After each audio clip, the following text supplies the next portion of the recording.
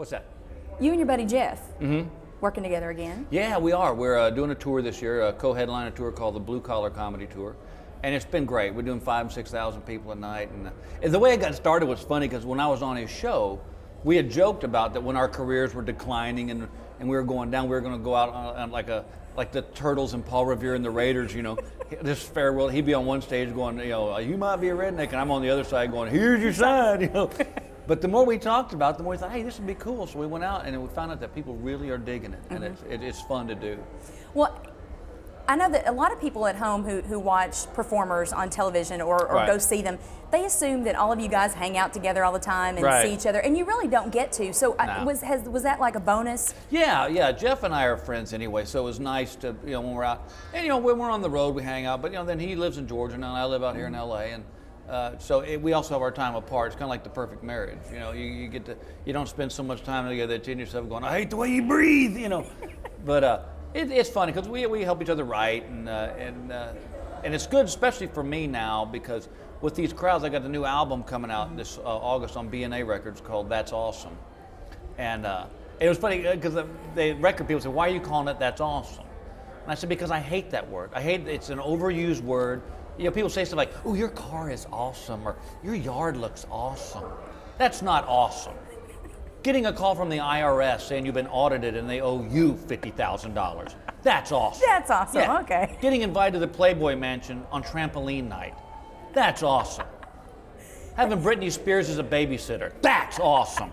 All right, so, you know, it's like...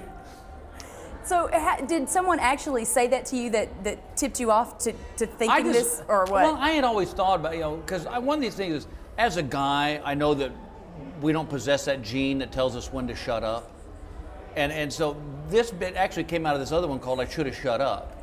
And it's because guys don't know when to stop. They don't know when to shut up. It's like I was in the grocery store the other day and there was a woman in front of me holding this baby that was just an awful, ugly baby. You couldn't drink this baby cute. But it's staring at me. And the mother's staring at me. So I felt like I had to say something. So I said, that is the cutest little boy. And she goes, she is a girl. And instead of shutting up, I go, well, think of the money you're going to save on prom dresses. You know, I should have shut up.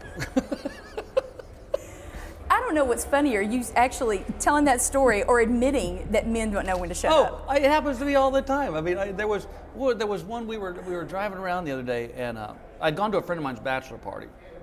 And a week later, my wife says, I heard there was a naked woman there. Well, let's just say, instead of saying yeah, and the conversation would have been over, I go, yeah, but I didn't sleep with her. Should have shut up. And you know me, I brag about my kids. Oh, yeah. I love my kids.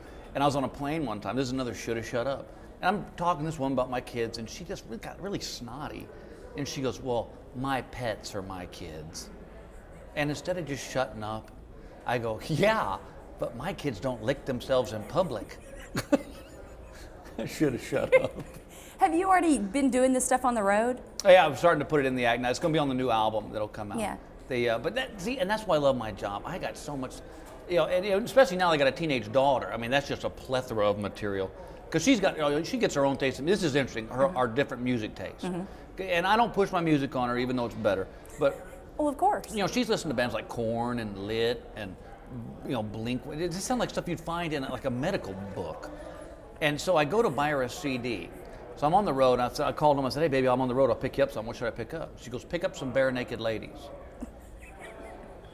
All right.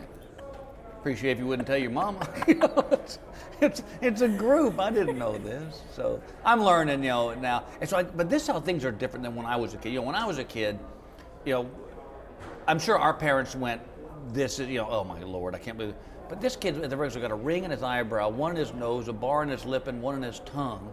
And he can't figure out why I can't look him in the eye. And I'll be honest, I was looking at him like a dog listens to a high-pitched sound. I would just... And he goes, what are you looking at? And I go, what do you think I'm looking at? Would you run into a nail gun? I mean, absolutely. How does it start? Are you screwing around in art class with a stapler? One is, hey, that looks good. Well, I know that the record's coming out this fall, but what are you doing out here this week while you're out for the ACMs? This week on the ACMs, I'm presenting Single of the Year with Clay Walker and Janie Freaky, which will be a lot of fun. Absolutely. It's going to be interesting to see if I can make this audience laugh in the one line they've given me. So I've already got, if it doesn't work, I'm just going to look in the camera and go, I didn't write it. It's always a comic's excuse. Yeah, didn't write it. Well, thank you for coming by. Thank you so much. It's good to see you too.